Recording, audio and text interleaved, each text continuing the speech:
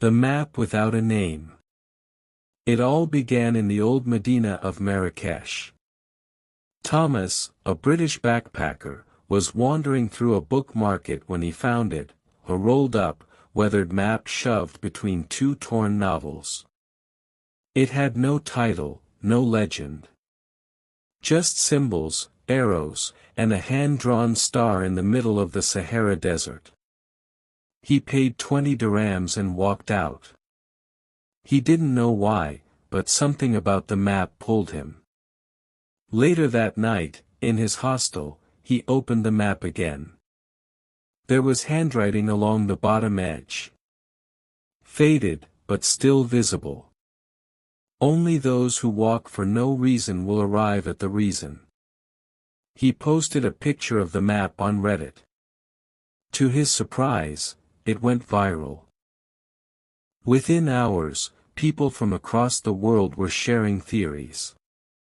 One user, Desert Soul 42, replied, "I've seen this before. Meet me in Erfoud. Bring the map."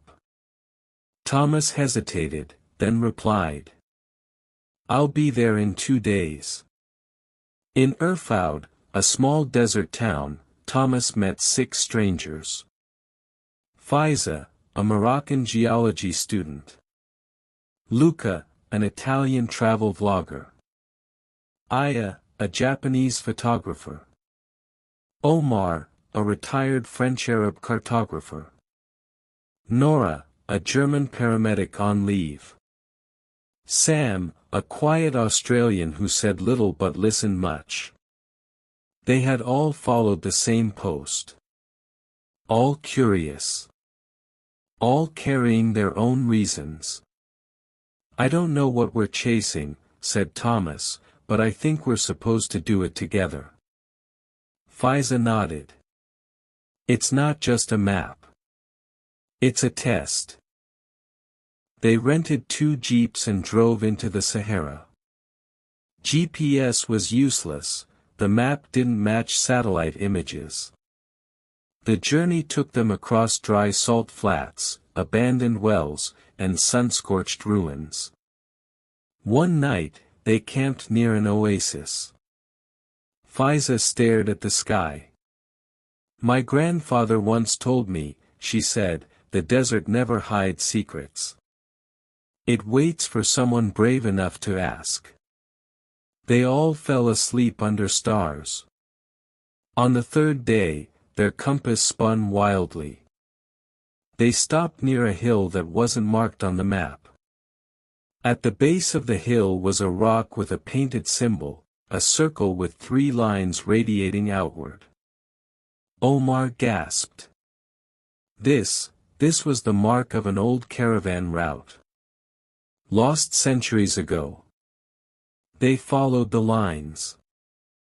What they found wasn't treasure, it was a camp. Collapsed tents. Ancient tools. A journal buried beneath sand. Nora translated it from French. They came from different lands, following a map that had no name. Each brought a burden. They sought answers.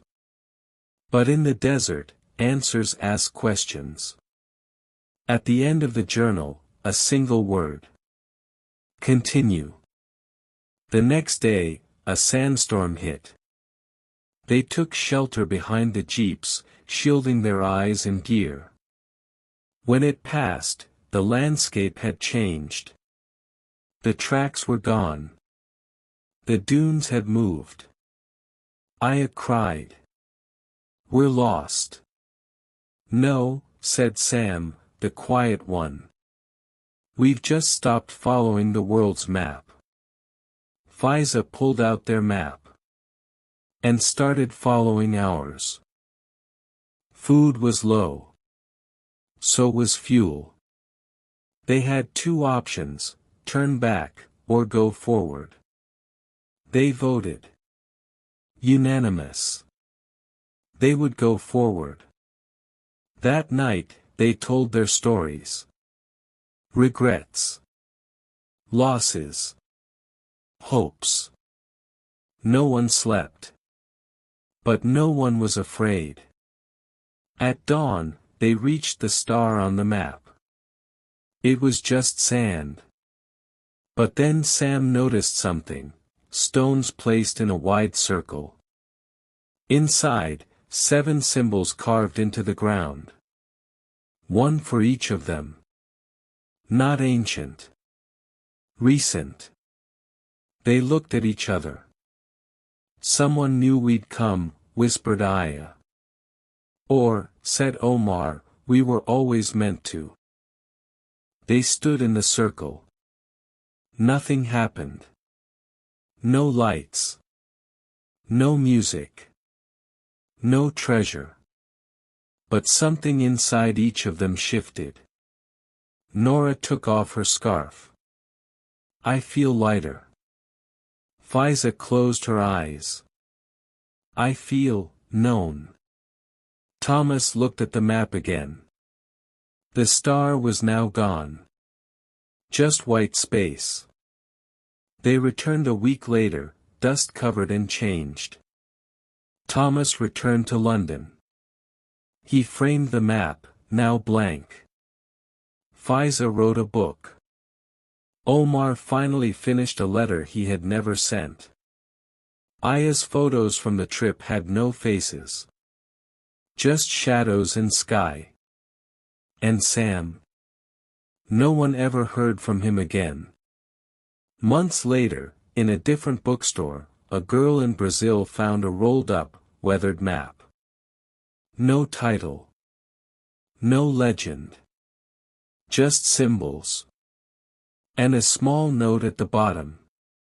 A map without a name still leads somewhere.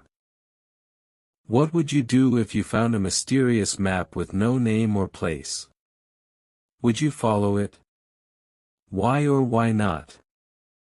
If you enjoyed the story, don't forget to give it a thumbs up.